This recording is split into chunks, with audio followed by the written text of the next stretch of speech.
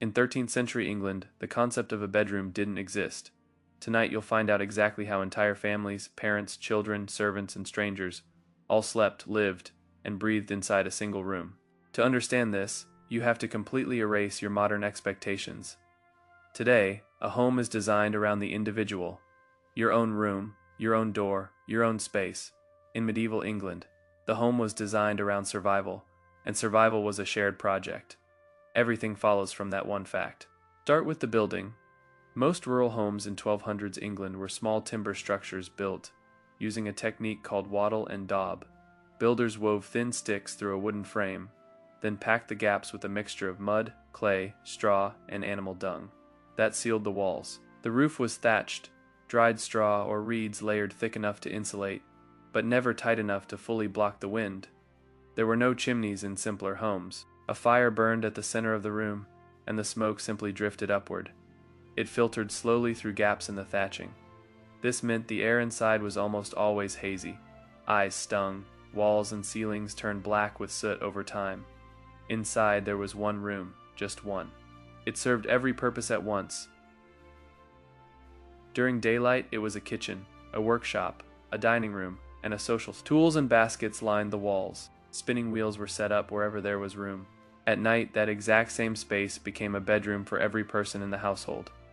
There was no separation between the life of the day and the sleep of the night.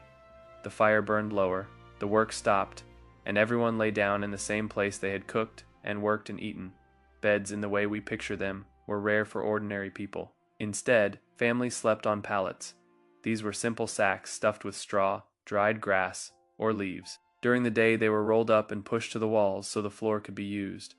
At night, they were spread out across the ground. The floor itself was covered in rushes. These were dried plants, essentially a loose mat of vegetation scattered across the dirt. Rushes absorbed moisture and softened the hard ground, but they were not cleaned regularly. Food scraps, dust, and animal droppings fell into them. Fresh rushes were sometimes laid on top of old ones rather than replacing them entirely, which meant the floor could become genuinely foul over time. Sleeping arrangements were crowded by any modern standard. Parents and children shared the same mattress. Several siblings slept side by side under a single blanket. Personal space was not part of the design. It wasn't something people expected or missed because they had never known anything different. One key reason for sleeping so close together was warmth. Medieval houses were poorly insulated. English winters were brutal. Sharing body heat wasn't just comfort. On the coldest nights, it was a matter of staying alive. The more bodies in the room, the warmer it stayed, and the room was never silent. The fire crackled, straw shifted, people coughed, turned over, whispered. Wind pushed against the walls. Darkness came fast once the fire burned low, because candles were expensive and were saved for tasks that truly required light.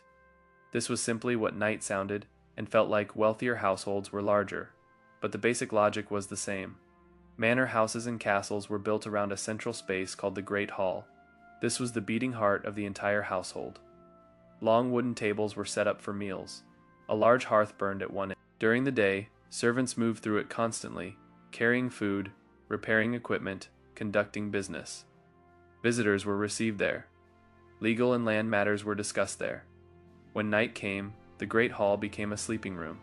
Servants laid their bedding directly on the floor, near the walls or close to the hearth where warmth lasted longest. Some wrapped themselves in cloaks. Others had thin straw mattresses, because large manor households could employ dozens of workers. The hall might hold 15 or 20 sleeping people on any given night. Even the lord of the household lived within this shared environment. There was, however, one architectural feature that offered a partial retreat: the solar.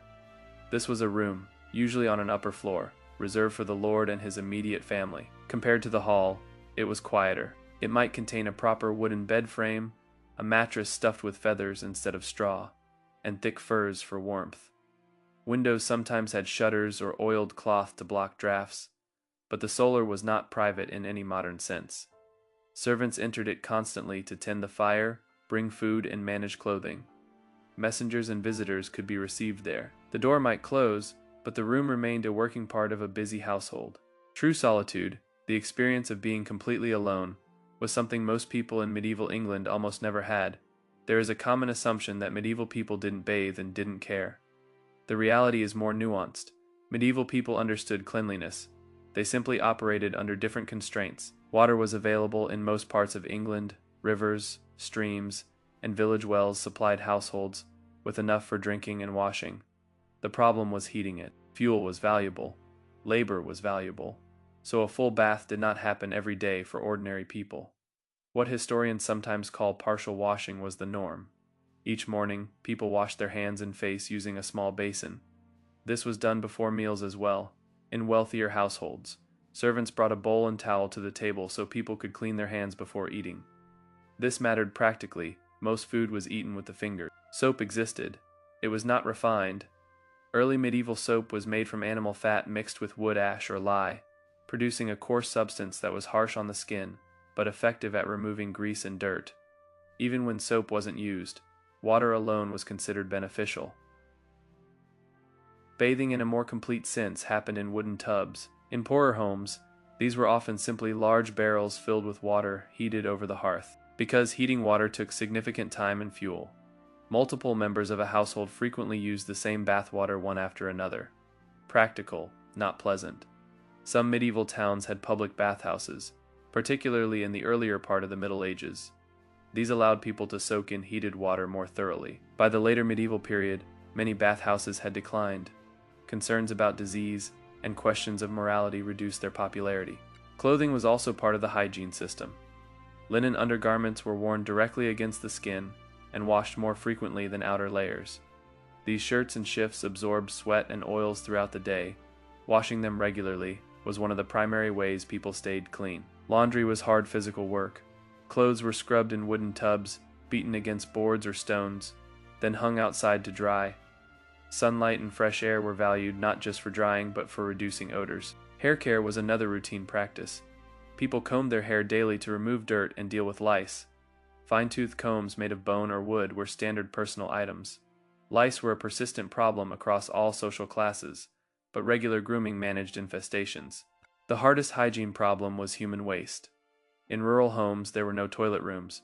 People used chamber pots at night, emptied outside in the morning, and went outdoors during the day. In castles and large stone buildings, there were sometimes primitive toilets called garderobes.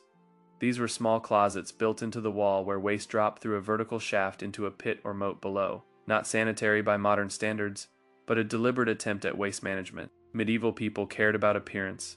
Clean hands, tidy clothing, and groomed hair were visible signs of good character.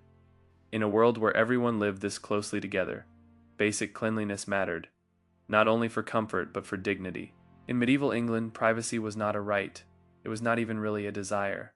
The idea that an individual should have their own space, their own time alone, their own sealed off corner of life, had not yet developed.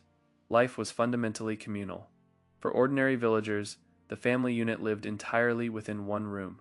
Parents, children, elderly relatives, all within earshot of each other at all times. Conversations, arguments, illness, grief, laughter, all of it happened in front of everyone else in the house. There were no closed doors because there were no other doors to close. Even among the nobility, behaviors that we would consider deeply private were simply not hidden. Dressing and undressing happened in shared spaces. Bathing, when it occurred, was often witnessed or assisted. Guests staying overnight were routinely invited to share a bed with the host, not considered strange or inappropriate, but a normal expression of hospitality. Historical accounts describe kings, lords, and travelers sharing beds without embarrassment. A bed was valuable furniture. Offering a place in one was an honor. The social logic underpinning all of this was community and hierarchy. A medieval household was not a collection of individuals who happened to live together. It was a unit, a system in which every person had a role. Lords managed land and authority. Servants performed labor. Families worked together. Living closely together did not feel oppressive. It reinforced the bonds and relationships that made the whole system function. Privacy as a concept began to slowly shift toward the end of the medieval period. As houses grew larger and architectural design evolved, rooms began to appear for specialized purposes. The bedroom as a distinct space gradually separated from public areas, but in the 1200s, that transformation had not yet begun. For almost every person in England, life was lived entirely in the presence of others, night and day, in sickness and health, in work and in sleep. What makes this so striking is not that it was uncomfortable. For the people living it, it wasn't. They had no frame of reference for anything else. What's striking is how completely the design of daily life reflected a difference. The individual was not the basic unit of social life, the household was. Space was not organized around personal boundaries. It was organized around shared function. Warmth, food, labor, sleep, all of it was collective. The bedroom is not an ancient idea. It is a modern invention. And the next time you close your door, you're doing something that would have been completely unimaginable to almost every person who lived in England 800 years ago.